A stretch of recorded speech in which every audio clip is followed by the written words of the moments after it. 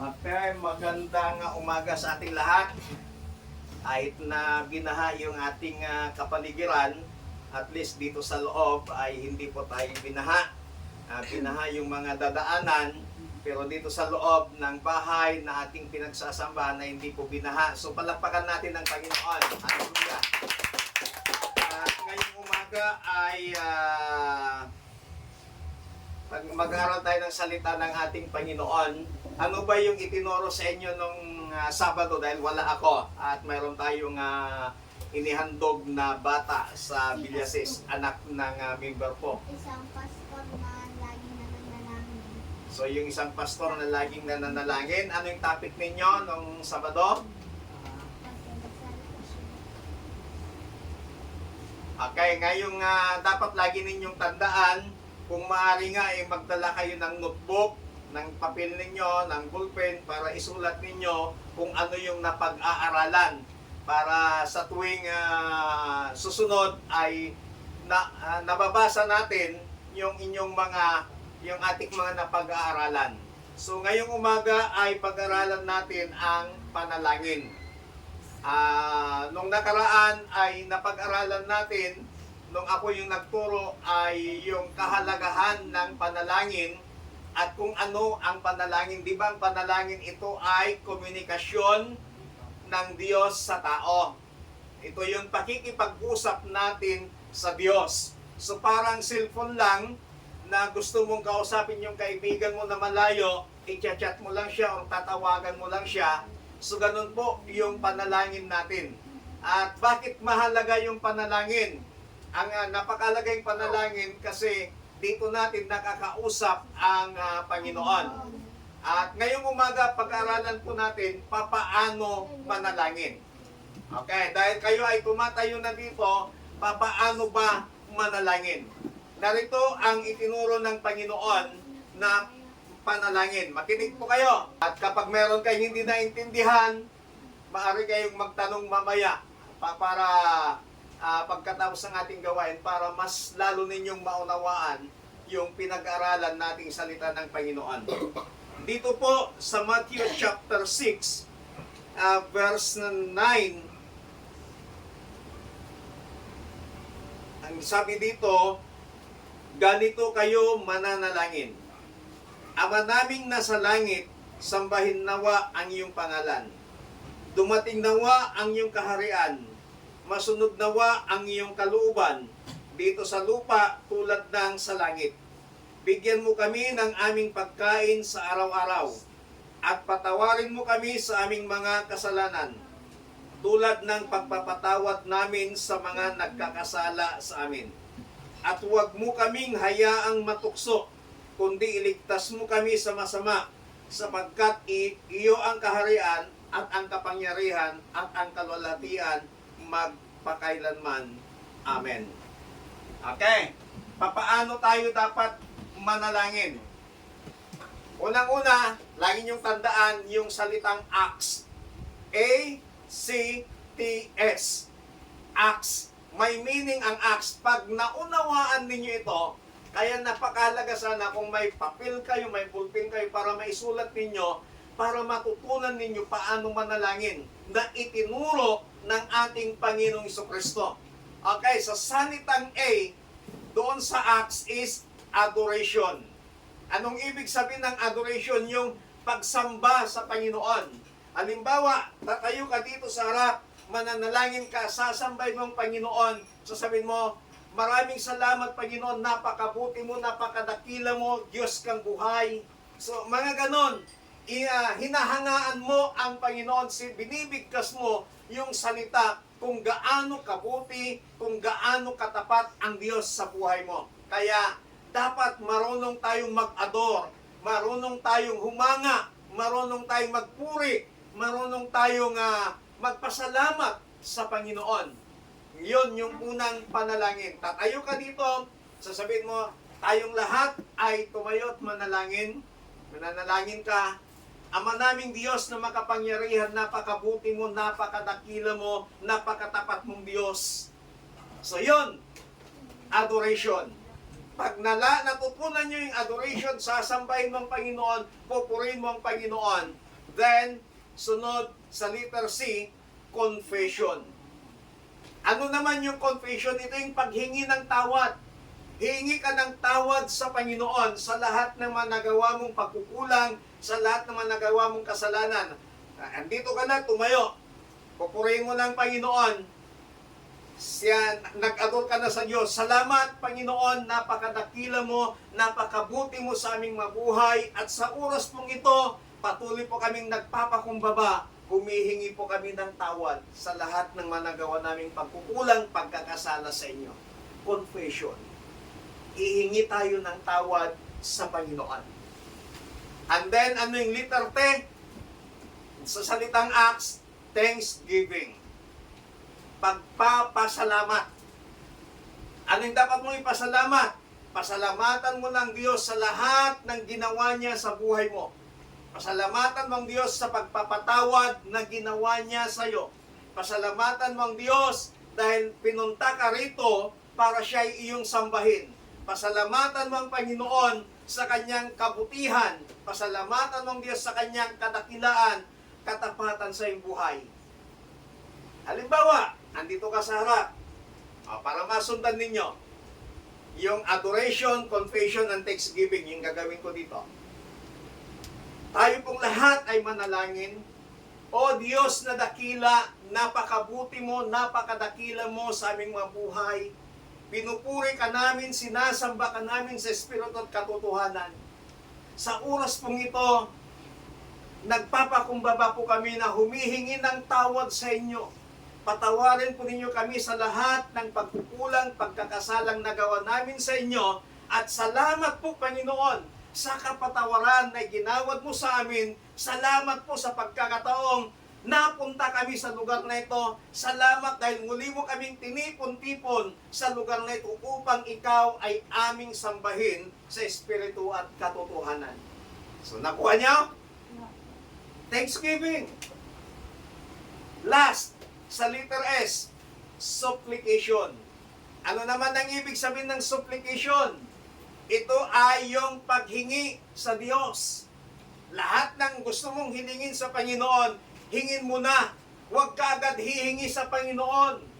Huwag ka kaagad hihingi sa Diyos ng bagay. Purihin mo muna siya. Mag-confess ka muna sa Kanya at magpasalamat ka muna sa lahat ng ginawa niya sa iyo. Then, hihingi ka sa Panginoon. Halimbawa, opening prayer ka. Dito ka sa harap. Para masundan ninyo, yung letter A, adoration. Tayo pong lahat, mga kapatid, ay manatiling nakatayo at tayo ay manalangin. Diyos na dakila, napakabuti mo, napakadakila mo. Pinupuri ka namin, sinasamba ka namin. At sa oras na ito, confession, sa oras na ito, kami po ay nagpapakumbaba, humihingi ng tawad sa inyo sa mga nagawa naming kasalanan sa inyo. Linisin po ninyo ang aming mga puso. Thanksgiving. Salamat, Panginoon, sa inyong katapatan. Salamat sa inyong paggabay sa amin na napunta kami sa lugar na ito upang ikaw ay aming sambahin. Salamat sa pagkakataong ito para ikaw ay aming papurihan. Okay, supplication. Dalangin ko po, Panginoon, ng lahat ng gagamitin mo, lahat ng tatayo sa oras na ito, pagpalain po ninyo. Pagpalain po ninyo kaming lahat, Panginoon. Katagpuin mo ang lahat ng aming pangangailangan. Magmula po sa financial, sa material, at lalong higit sa spiritual na pangangailangan. Ingatan po ninyong bawat isa sa amin. At nawa po, mapapurihan ka namin sa araw na ito. Ito ang aming panalangin sa pangalan ni Jesus. Amen. Ganun lang. Pag masundan ninyo kung paano manalangin doon sa Acts, sa salitang Acts doon sa adoration, confession, thanksgiving, and supplication, kahit hindi mo na isusulat yung panalangin mo, pag masundan mo yon, marunong kang magpuri sa Panginoon, marunong kang sumamba sa Panginoon, marunong kang humingi ng tawad sa Diyos, marunong kang magpasalamat sa Panginoon, at marunong kang humingi sa Diyos. Marunong ka nang manalangin. Amen. Amen. Amen. Naintindihan nyo paano manalangin? Doon sa salitang acts. ECTS. Adoration. Ano yung letter A? Adoration. Letter C. Confusion. Confusion. Hindi confusion. Confusion. Pag mag-confess, pag confusion, naguguluhan ka. So, confusion. Yung letter T, Thanksgiving. thanksgiving. And letter S, Supplication. supplication. So, yun yung itinuro ni Jesus sa kanyang mga salita kung paano tayo manalangin. Kaya sa susunod, kahit hindi na isulat, yung sasabihin ng mananalangin, alam nyo na kung paano manalangin. At hindi lamang para sa pagpapanalangin dito, kundi maging sa personal ninyong prayer, yun yung gagawin ninyo. Huwag kaagad hihingi sa Panginoon. Amen. Amen. Ang problema kasi sa atin, mananalangin tayo, hingi kaagad sa Panginoon. Sambahin mo muna siya, purihin mo muna siya. Hingi ka muna ng tawad sa Kanya.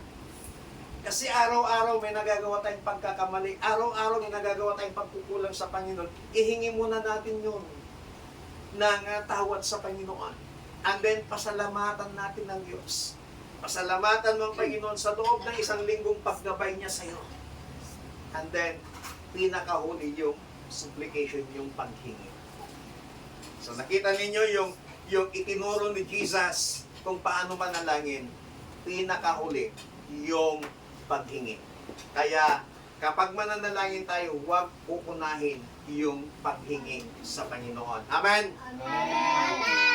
Kaya sa susunod, kung sining ma-assign na opening prayer, tatayo dito, manatili po tayong nakatayo, di ba, pagkatapos ng worship, ng itong call to worship natin, natili kang nakatayo, tatawagin man o hindi yung pangalan mo, basta alam mo na ikaw yung opening prayer, pupunta ka dito sa harap, tapos sasabihin mo, manatili po tayong nakatayo, mga kapatid, at tayo po ay manalangin.